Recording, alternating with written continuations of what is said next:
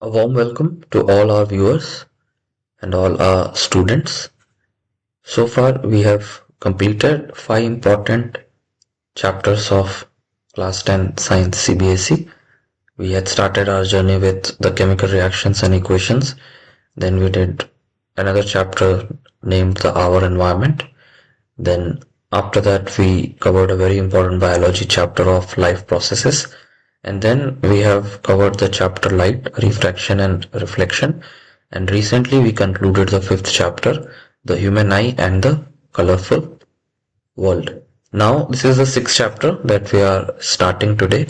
The name of the chapter is acid, bases and salts, which is another important and scoring chapter for class 10 students for their board exams. So in this chapter, we will try to understand what are acid, base, salt, what are their chemical properties, what are their physical properties, how do we test them, what are the indicators, etc. So let us see the cover page. We have acids, and below acids we have lemon. Lemon has acid, base, and then we see a picture of soap. Soaps are made up of base, and salt we all know, salt, common salt, and there are many other salts. So this is an interesting chapter. We will try to cover it in as much detail as possible. Now let's move ahead and let us see the introduction. Acid, bases and salts are used in our daily life. Obviously, we use salt daily. Bases is soap. We use soap daily. Acid is present in many citrus fruits, etc. So how do we figure out what is acid and what is a base? The first and foremost method of figuring out or getting to know if something is an acid or base is the taste. If we taste something and if it tastes sour, then it is a acid. And if we taste something and if it is a bitter, it's a base. So that is the taste test. Then we have something called as an indicator. So there are some indicators which are natural. Natural means they're naturally present. Synthetic means they are man-made. So few indicators are synthetic. They are man-made by humans. Acid-base indicators which are used to test whether a substance is acid or base. Now we have some natural indicators such as litmus. Litmus is a paper which is made out of a lichen, this plant. Then we have a red cabbage. You can see a red cabbage. This is also one of the natural indicators. We have a turmeric. Turmeric is also a natural indicator. We have colored petals of some flowers like hydrangea, a petunia, and geranium. So these are some of the natural indicators. Now let's move ahead. This is a lichen. Litmus solution is a litmus solution is a purple dye. Okay, so litmus solution is a purple dye which is extracted from lichen. Now lichen is a plant under division Thallophyta. So this is a lichen. So this is used to make the litmus paper. This is the litmus paper. Now when the litmus solution, when we make it a solution and when the litmus solution is neutral, its color is purple. Looks purple. So acid changes the color of blue litmus to red. Okay, so this is a purple litmus paper. Whenever we dip it into an acid, the litmus paper changes its color from blue to red. So acid will turn a litmus paper from blue to red. Same way, when we put the litmus paper in a base, the base will change the red litmus to blue. Now I'll tell you the sequence in which this experiment is done. First, the litmus paper, which was blue in color, is dipped into an acid. The acid turns the blue litmus to red. And then when this same red litmus paper is dipped into a base, the base again changes the red litmus to blue. So this is the sequence in which the reaction has taken place. Another thing that we got to know is the turmeric, a stain of curry on a white cloth. So this is a curry. Somebody was eating food. Curry has fallen on the white cloth of the person. So it turns reddish brown. When somebody tries to wash it with a soap and clear it, this curry is turning into reddish brown color, something similar to this, because the soap is basic in nature and the turmeric is a natural indicator. So whenever a soap is rubbed on it, the curry turns the indicator, the turmeric, into some other color, that is the reddish brown color. If washed with water, it turns yellow again. So we have some synthetic indicators. Synthetic indicators are man-made indicators which are made by human beings. What are the synthetic indicators? They are methyl orange. So this is a methyl orange. This is a synthetic indicator.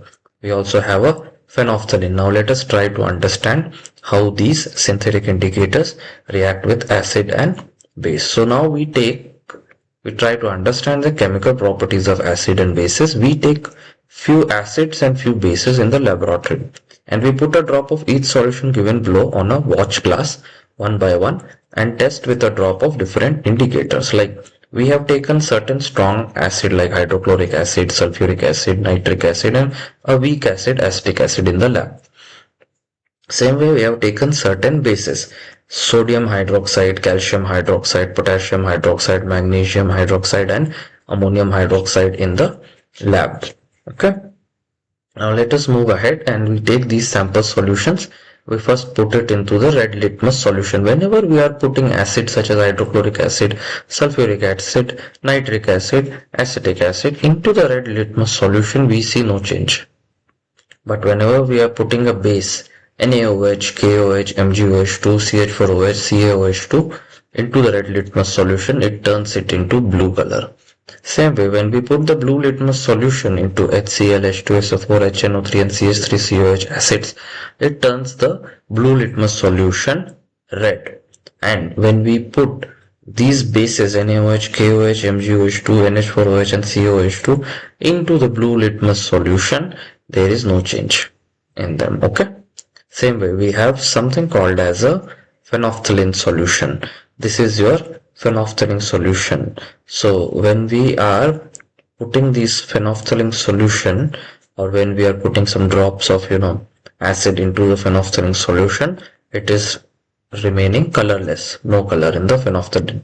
But when we put the just a minute, when we put some base NaOH, KOH, MgOH2, NH4OH or COH2, it is turning the red phenolphthalein solution to pink. A base will turn the red phenolphthalein solution to pink.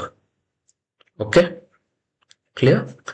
Now methyl orange solution, which is giving us when we are pouring acid like HCl, H2SO4, HNO3, CH3COH on it, it is turning the methyl orange solution to pinkish red.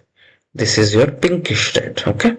And when we are pouring a base into the methyl orange solution, the base is making it remain as yellow. It remains yellow. Okay.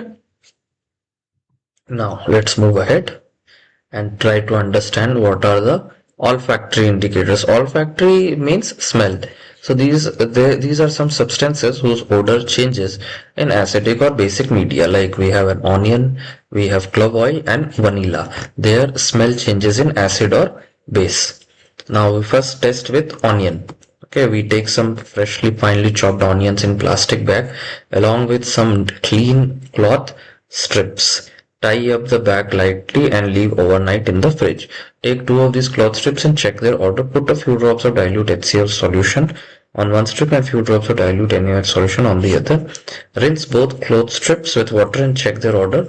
Odor of onion cloth vanishes in NaOH. So what is happening in onion cloth is vanishing in NaOH in a base and the odor remains unchanged in HCl. So this is an olfactory indicator. It can be asked, list some olfactory indicators. You can say onion, and then if they ask what experiment or show us one experiment in which we can determine that onion is an olfactory indicator, this experiment can be written down in the board paper. If it is asked that we are taking this solution, we are pouring NaOH solution into it and the odor or the smell has vanished with NaOH, but the smell has remained unchanged when we pour HCl. Let's move ahead and we test the same thing with an vanilla essence.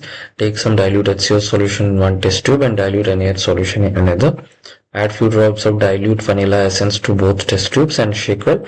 Odor of vanilla essence vanishes in NaOH and the odor remains unchanged in HCl, similar to that of the onion. Okay. Same thing with clove oil. Repeat same test using clove oil. Odor of clove oil vanishes in NaOH. Odor remains unchanged in HCl. There is a very less chance of this being asked, but it can be asked that what are olfactory indicators. Give examples. Experiment might be asked. Okay.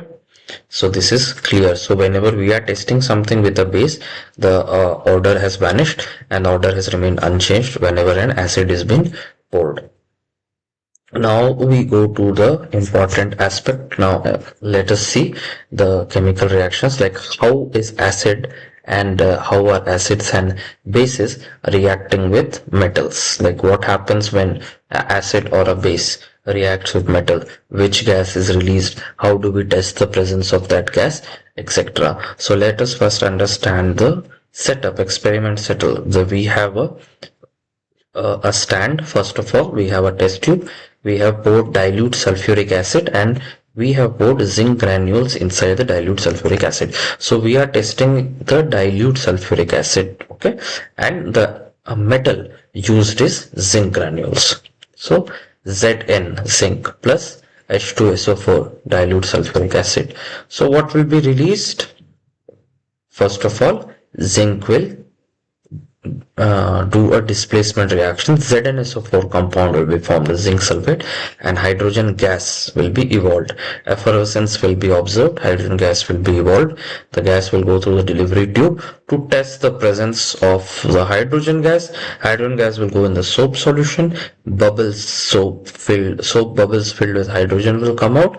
A candle will be brought near these bubbles, and these bubbles will burn, or the burning of hydrogen gas will happen with a pop sound. So this is it. These are your zinc granules. So this is what is happening in this experiment. Okay. Set the apparatus as shown in figure. Take 5 ml dilute sulfuric acid in a test tube, add some zinc granules. Hydrogen gas bubbles are formed on the surface of zinc granules. Pass this gas through a soap solution, which we did.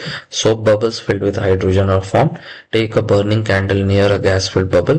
Hydrogen burns with a pop sound. This is the pop sound test. Now we repeat this using HCl, HNO3 and CH3COH. Bubbles come out vigorously with strong acid. So HCl is a strong acid, HNO3 is a strong acid, H2SO4 is a strong acid. Zinc also reacts with weak acids like acetic acid, but gas is formed slowly. So even if we are putting a weak acid such as acetic acid, gas will be formed, but gas is formed slowly. When an acid reacts with a metal, the metal displaces hydrogen atoms from the acid and forms a compound called salt. Okay, acid plus metal is giving you some salt plus hydrogen gas. This is the chemical equation of the reaction. H2SO4 plus zinc is giving you zinc sulfate plus H2. Clear?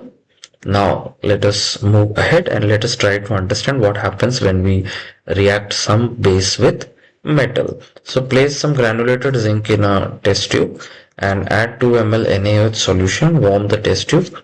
Repeat remaining steps as in previous experiment. Here also hydrogen gas is formed. 2 NaOH, the sodium hydroxide solution, plus Zn. It gives you a sodium zincate. Na2ZnO2 plus hydrogen gas is evolved. However, such reactions are not possible with all metals. Okay. So for our discussion, let us keep it till here. In this video, we learned what are acid base, what are indicators, what are the different types of indicators, how we know like what is acid or base, what is turning which indicator into which color. Then we also tried to understand some properties of acid and base. We understood how acid and base react with metal, and in each case hydrogen gas is evolved. For our first part of the video of acid, base and salt, we would keep it till here so that it is easy for students to understand.